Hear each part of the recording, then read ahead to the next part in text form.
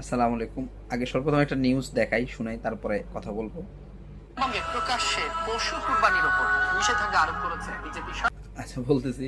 তো এই বিজেপি সরকার যখন পশ্চিমবঙ্গে নিষেধাজ্ঞা আরোপ করলো যে গরু কোরবানির উপরে, এর পরবর্তীতে কি হয়েছে, এই মুসলিম যারা ছিল, মুসলিম যারা কোরবানি করতো, তারা মূলত আন্দোলন কি করবে, তারা একটা নীরবতা পালন করতেছে, ঠিক আছে।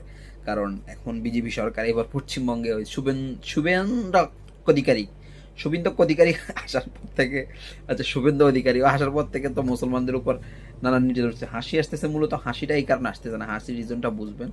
এটা তো খুবই কষ্টকর যে মুসলমানদের উপরে নির্যাতন হচ্ছে এখন। মুসলমানরা এখন নীরবতা পালন করতেছে। অন্যদিকে হিন্দু ব্যবসায়ীরা যারা গরু লালন পালন করে, তারা আন্দোলনে নামছে। আমি একটা দুটো ফুটেজ দেখাই, তারপর আপনারা বুঝতে পারবেন। কিনা করে বলে চলবে না, আমাদের তো পালামা ছাড়ার রাস্তা নেই। বেঁচে আমরা সংসার চালাই, এই সংসারটা তো চালাতে পারবো না। ছেলের আমার কান্নার অবস্থা, মা আমার পড়াশোনা বন্ধ গেল, আমি কি করব? এই যে ঘোষণাটা আসার পরে মুসলিমরা একদম নীরব প্রতিবাদ শুরু করছে যে গরু কিনবো না।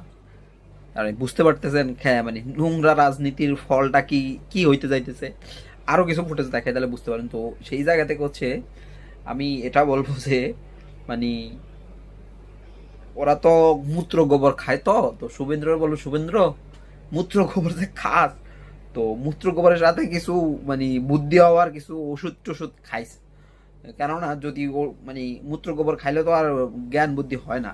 তো কিছু ওষুধ টষুধ মিক্স করে যদি খায়, তাহলে যদি কিছু জ্ঞান বুদ্ধি হয়, জ্ঞান বুদ্ধি হইলে যদি এই জ্ঞান বুদ্ধিটা কি কাজে লাগানো যায়। কেননা কোন সময় কোন সিদ্ধান্ত, কোন ডিসিশনটা নিতে হবে, এটা তো মূত্র গোবর খাইলে তুমি বুঝতে পারবা না, ঠিক আছে।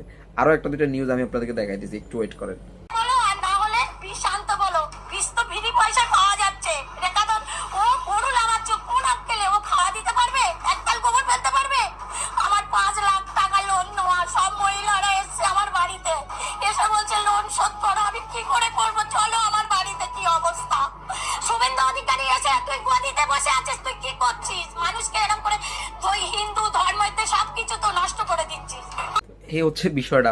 তারা বেসিক্যালি তারা নোংরা রাজনীতি করতে যায়, এই অসহায় মানুষগুলার জীবনটাকে বিপর্যয়ে ঠেলে দিচ্ছে।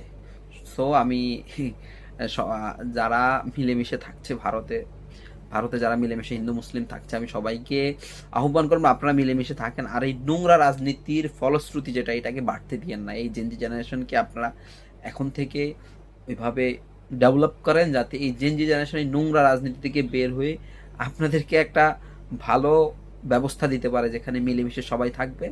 আপনি আপনার ধর্ম পালন করবেন, সবাই সবার ধর্ম পালন করবেন, নির্দ্বিধায় পালন করবে, মিলেমিশে